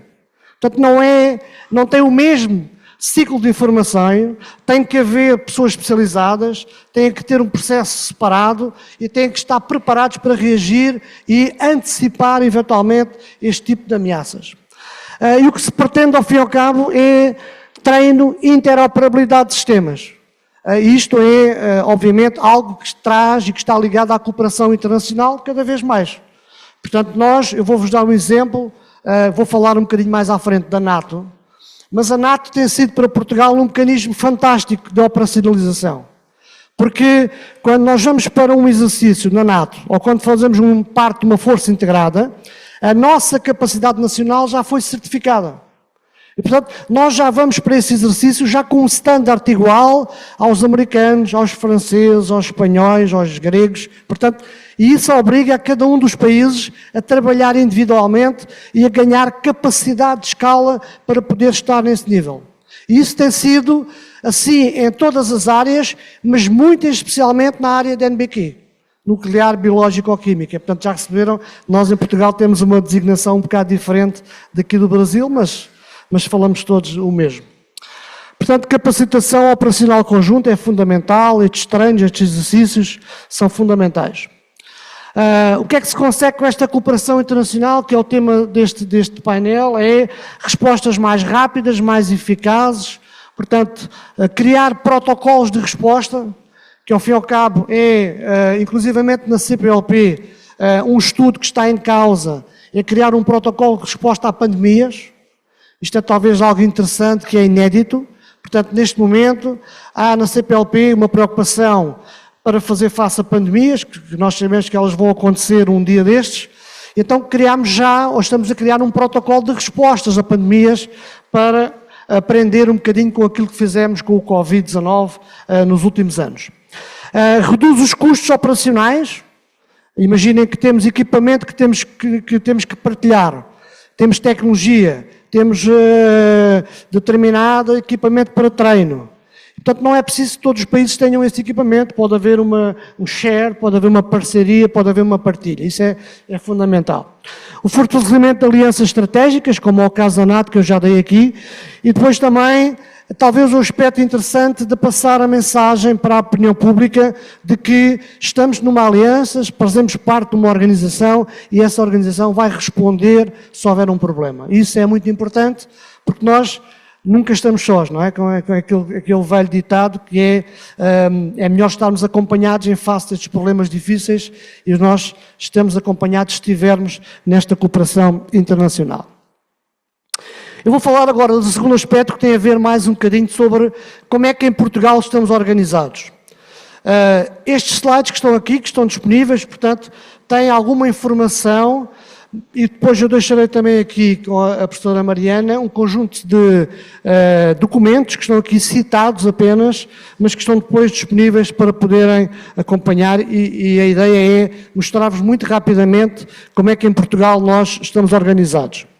Bem, há uma lei de bases, a Lei de Base da Proteção Civil, que ela foi instituída, a última versão em 2015, e que diz muito claramente que as Forças Armadas são agentes da proteção civil. Ou seja, portanto, as Forças Armadas têm um papel ativo nesta questão da proteção civil, e quando falamos da proteção civil, falamos de todo o tipo de ameaças. E, portanto, esta lei de bases, ela marca este arranque, coloca todos estes patamares, portanto, para nós, o nível de ameaça vai desde a questão dos incêndios, vai desde a questão da ameaça química, às inundações, a tsunamis, portanto, toda a panóplia de incidentes que afetam a sociedade estão inscritos nesta lei de bases, e para esta lei de bases ela é organizada por várias atividades e por várias instituições. As Forças Armadas estão no artigo 52, e 53, que são agentes da proteção civil, e, portanto, a estrutura militar, ela é, de certa forma, convocada para fazer face a determinados problemas, se for necessário, e se for mediante determinada solicitação ao Estado-Maior-General. Portanto, o Estado-Maior-General tem meios, capacidades que pode fornecer à proteção civil, se a proteção civil solicitar, para qualquer efeito, nomeadamente para a parte nuclear, biológica e química. E, portanto, este é o site. A proteção civil é uma responsabilidade de muitos agentes, desde a área, já vimos aqui, da área da saúde, da área dos bombeiros, da área policial, da área do Ministério da Justiça. Eu diria que envolve praticamente a sociedade toda, não é? E aqui as Forças Armadas têm também um papel, e têm um papel importante. Eu vou só aqui destacar as Forças Armadas, obviamente, por esta questão de estarmos aqui. Depois existe um sistema integrado de operações de socorro. Portanto, Portugal tem um sistema integrado, onde estão todos os ministérios, todas as componentes, e, portanto, este sistema, ele, de certa forma, coordena a atividade nacional, quer seja áreas da vertente mais civil ou da vertente mais militar. E, portanto, digamos que é um instrumento de coordenação do Estado, em que os organismos estão perfeitamente definidos quais é que são as suas áreas de responsabilidade e estão perfeitamente organizadas em competências naquilo que é a resposta. E, portanto, há um regulamento próprio, e talvez este regulamento seja o documento mais esclarecedor, em que indica, efetivamente, o que é que cada atividade, o que é que cada organismo faz dentro desta estrutura da proteção civil. E, portanto, há a diretiva operacional. Este documento talvez seja o documento mais relacionado com o nosso sistema, com a atividade aqui deste simpósio, porque é uma diretiva operacional especificamente para esta área, e ela marca, efetivamente, a responsabilidade de todos os atores que têm competências específicas naquilo que é a resposta a uma ameaça nuclear, biológica ou química. Portanto, é um documento que, de certa forma, permite o planeamento, a organização e que estabelece logo protocolos de resposta para fazer face a determinadas ameaças, a determinados níveis de risco, neste caso, sobre as ameaças nuclear, biológicas e químicas. E, portanto, a defesa militar é uma parte da defesa civil, integra, obviamente, vários atores, vários agentes, e estão perfeitamente definidos. Eu vou-vos dar aqui só alguns exemplos muito rapidamente. O Instituto Tecnológico e Nuclear tem uma responsabilidade, está perfeitamente definida quais é que são as competências que vão fazer, a Cruz Vermelha Portuguesa e as Forças Armadas também nesta linha, onde estão perfeitamente integradas neste sistema nacional e estão, de certa forma, alinhadas com aquilo que se espera que as Forças Armadas possam dar este contributo. Eu vou só, muito rapidamente, falar sobre as Forças Armadas, obviamente. A Marinha, portanto, tem uma competência própria que diz respeito essencialmente à parte da detecção. Como vão ver aqui, as três forças, não é? A Marinha, a Força Aérea e o Exército participam neste sistema. Obviamente, o Exército tem aqui um papel muito mais relevante, muito mais importante, e já vamos ver também porquê. Mas, de qualquer maneira, esta capacidade de detecção está subjacente à Marinha. Depois, o Exército, como veem, tem aqui muitas capacidades, até porque, tal como aqui no Brasil, o laboratório está sediado no Exército e, portanto, o Exército tem uma capacidade adicional que não existe nos outros ramos, que é a capacidade de detecção, de análise, de aconselhamento técnico, aquilo que foi aquilo falado. Portanto, em Portugal, essa capacidade está também no Exército. Também temos um laboratório, já percebi que não tão eficiente e não tão credenciado como o vosso, mas que, de certa forma, responde nacionalmente a esta capacidade, a esta necessidade. Mas estamos a falar portanto, detecção, resposta com equipas que fazem aquilo que é a desinfecção, portanto, reconhecimentos, cálculos para, efetivamente, saber a dispersão das nuvens quando estamos a falar de radiação química, portanto, uma série de conhecimentos que o Exército tem em valor relativamente à Força Aérea e à Marinha. A Força Aérea também, exatamente igual à Marinha, atuando no reconhecimento principalmente, não é? Utilizando os meios aéreos, e que são capacidades que estão inatas de acordo com aquilo que é a sua missão. Agora vamos falar um bocadinho mais sobre aquilo que existe em termos de doutrina nacional. Portanto, nós temos vários planos. A Diretiva Operacional Nacional, ela emana a partir da Proteção Civil e depois as Forças Armadas fazem efetivamente os seus planos. E existem dois planos fundamentais. O plano, que é este aqui primeiro que está aqui, que é o Plano Capelos, que é um plano do Estado-Maior-General. E depois cada um dos ramos tem o seu plano próprio e aquilo que eu vou aqui só apresentar muito rapidamente, estes documentos depois vocês também podem consultar, é aquilo que é o plano célula, que é o plano que está constituído para o Exército, especificamente para responder a esta ameaça. Portanto, há aqui uma organização que há um plano nacional, há um plano no Estado-Maior-General e depois há um plano no Exército, como há na Marinha e na Força Aérea, mas eu aqui trouxe a questão do Exército, que me parece obviamente mais adequada. E depois, isto nada se faz sem doutrina. E, portanto, este manual é um manual doutrinário que existe no Exército e que serve como referência também para a Força Aérea e para a Marinha e tem tudo o que diz respeito à doutrina na área da defesa NBQR. E, portanto, é, digamos, a nossa Bíblia, a nossa referência doutrinária e é, obviamente, muito alinhada com o quê? Com a doutrina NATO. Portanto, quem pegar neste manual e quem verificar as áreas em que comporta, este manual está muito alinhado com a doutrina NATO, aliás, como não podia deixar de ser, porque nós trabalhamos as Forças Armadas com capacidades e com meios e com doutrina que depois vai ser empregue naquilo que é a área operacional das nações na NATO. Portanto, a defesa NBQ, este manual é um manual muito grande, ele está disponível, portanto, eu vou deixar aqui para vocês poderem consultar. Tem tudo o que diz respeito relativamente à parte mais conceitual, mais operacional, de coordenação. Portanto, é de facto um manual que tem muita informação e é relativamente recente. O Plano de Estado-Maior-General, como podem imaginar, tem umas diretivas do nível político-estratégico, não é? Tem uma missão mais abrangente de capacitação, de colocação de meios para, de certa forma, fornecer essas capacidades em proveito do nível nacional, e a missão é efetuar o apoio militar de emergência. Portanto, é efetivamente de acordo com as várias capacidades, porque este plano também ele é mais abrangente do que apenas para a área nuclear, biológica ou química.